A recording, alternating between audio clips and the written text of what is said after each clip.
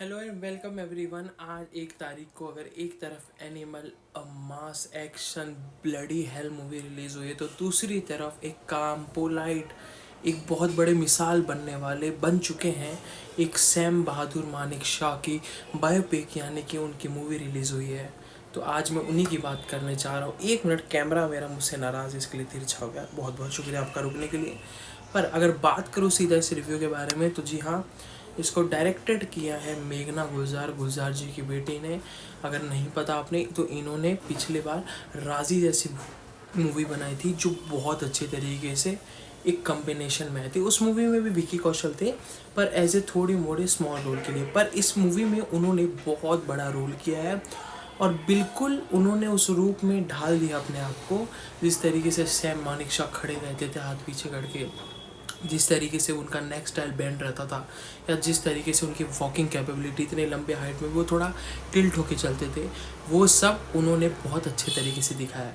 अब ऐसा नहीं कि मूवी मेघना गुलजार ने बनाया तो इसमें कुछ खामियां नहीं है, खामियां हैं, मूवी की खामियां हैं। मूवी को थोड़ा और डिटेलिंग रहना चाहिए था। होता है लोगों को बोर होता है क्योंकि हिस्टोरिकल मूवी हमेशा से, क्योंकि इसमें ना एक्शन होता है पर वो एक सिग्निफिकेंस डेट के हिसाब से होता है। रोमांस नहीं होता, रोमांस होता है तो एक पॉजिटिव क्यूट सा रोमांस होता है, इतना खून खराबा नहीं होता। जिस तरीके से अगर कोई लोग सुबह एनिमल देखने के बाद अगर सैम बहादुर देख रहे हैं तो उनको जस्टिफाई हजम नहीं हो पाएगा, क्योंकि एक मास से उतर के एक मासिव में आप आ रहे हैं। तो इस मूवी में खामियां ये था कि मूवी को बहुत दिखाया गया उनके बचपन के बारे में। जैसे उनके बचपन का नाम साइरस था, पर जब उनको पता चला उनके घर वालों को कि साइरस एक चोर का भी नाम है तो उनका नाम बदल के सैम रखा। फिर जंप मारा उनका आर्मी स्कूल में जब वो पहली बार पनिशमेंट हुए थे उस पे हुआ। फिर जंप मारा जब वो पहली बार एक जर्नल में आए थे। फिर उसके बाद फिर जंप मारा जब वो म्यांमार में चीन के साथ लड़ रहे थे। तो मूवी में सीक्वेंस बहुत मेन टाइट रखा है, पर जो जंप किया है तो स्टोरी से देखो आप कनेक्ट हो पाओगे पर इमोशनली कनेक्ट नहीं हो पाएंगे। जैसे इमोशनली कनेक्ट इसलिए, जब मूवी का सेकेंड हाफ आता है तो उसमें ये सीन होता है कि अब पाकिस्तान जो बंटवारे में चला गया है तो ईस्ट पाकिस्तान को लेना चाहते थे, मतलब कश्मीर हमारे हाथ में ही रहे। ये वॉर 1972 में तो 4 दिसंबर में जो हुआ था, उसमें जिस तरीके से सैम मानिक शाह यानी कि विकी कौशल जो जिस तरीके से प्लानिंग कर रहे थे, वो प्लानिंग फील तो हो रहा था पर हमें उसमें भी थोड़ा सा भी नेल बाइटिंग ये नहीं लगा, थ्रिल नहीं लगा कि भाई अब क्या होगा, अब इंडिया के पास ये नहीं है। ऐसे लग रहा था कि वो सब संभाल लेंगे जो उन्होंने किया है, एक इतिहास गवाह है, पर इतिहास में इनका नाम उस तरीके से है जिस तरीके से बड़े बड़े लोगों को मालूम है। मैं हिस्ट्री का स्टूडेंट रह चुका हूँ, मुझे नहीं पता है, क्योंकि जितना मेरे स्कूल में ध्यान था मेरे को नहीं पता है सैम मानिक शॉ भी बहुत बड़े लीडर हुए अपने काम के, कि उन्होंने 40 साल अपनी ईमानदारी वाली नौकरी की।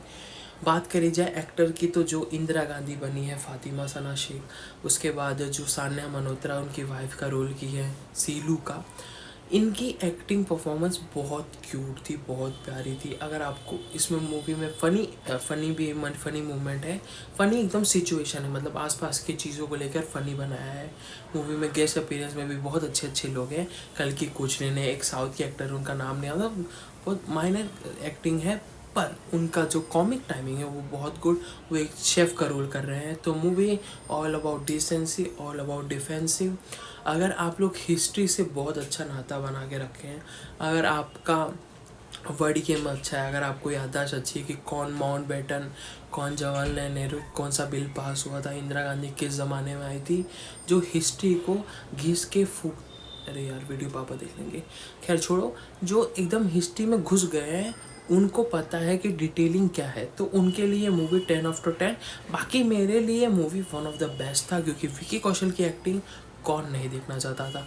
उरी की तरह इसमें भी विकी कौशल के कुछ वन डायलॉग के स्लैंग है जो गुजबम फील करता है। फिर सेकेंड हाफ में शंकर महादेवन के गाना है जज्बा बंदे का, वो बहुत बेहतरीन था। उसमें हर रीजनल का जय घोष हुआ है, हर चीज़ को याद किया गया है, छत्रपति शिवाजी महाराज से लेकर अपने सब मतलब ऑल रीजनल लैंग्वेज चीज़ों को याद किया है। Movie all about focus, very good. अगर आपको जानना है मूवी कौन सी OTT स्ट्रीम पे आएगी तो मूवी आएगी अमेजॉन प्राइम पे। Thank you so much, take care, have a good day और have a blast day. Salaar का ट्रेलर आया, देख लो, बाय बाय, गुड डे।